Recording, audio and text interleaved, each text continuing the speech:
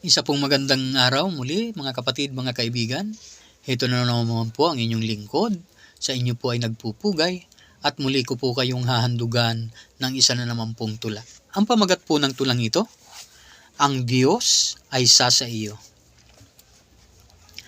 Ang Israel noong una, bayang hinirang ng Ama, sila'y ibinukod ng Diyos sa maraming mga bansa.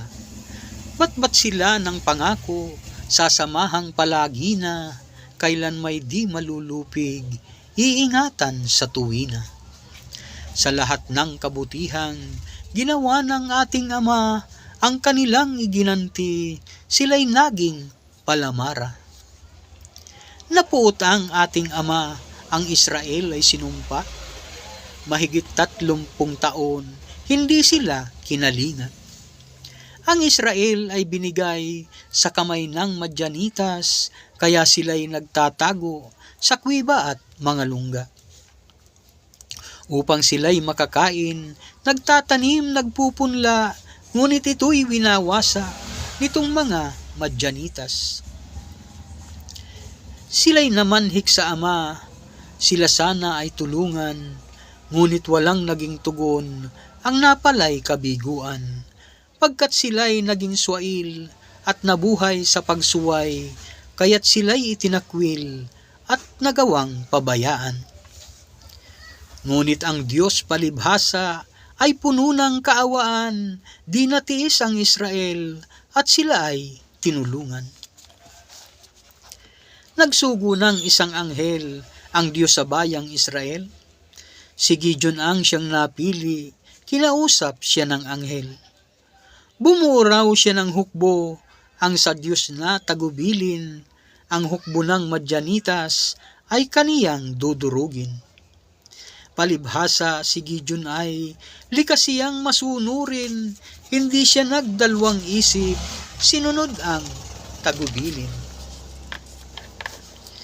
Sa Diyos siya ay nagtanong, bakit siya raw ang napili, gayong pinakamahina ang kaniyang buong lipi. At siya naman ang mahina sa kaniyang buong lahi, kaya't siya'y nagtataka, bakit siya ang napili. Ang Diyos ay nagpakita kay Gideon at may sinabi, nais raw niyang ang lakas niya, bayan niya ang makasaksi. Nang mabuo na ni Gideon ang kaniyang buong hukbo, kabuuang bilang nito 32,000. Sinabi ng Panginoon, sobrang dami ng iyong grupo, lahat daw nang natatakot, pauwiin na lang nito.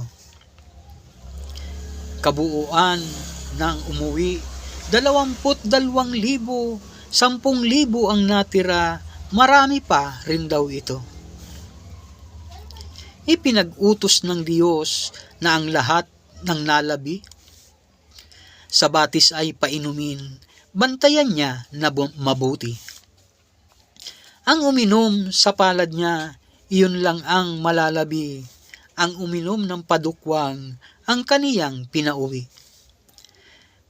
300 ang nalabi, sa hukbo niya na pinili, sila lamang ang haharap sa kalabang sobrang dami.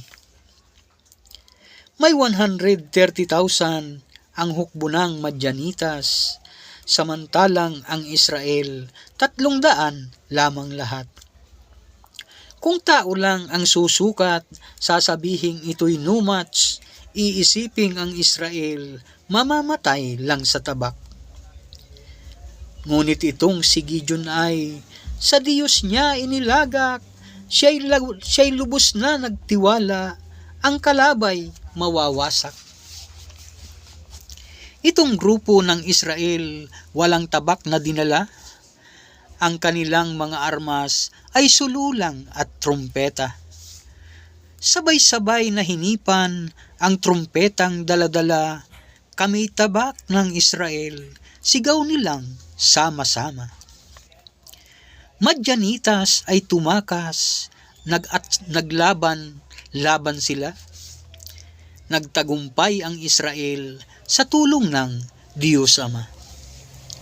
Walang hindi magagawa kung may pagsampalataya, kahit bundok palipatin, yan ay iyong magagawa.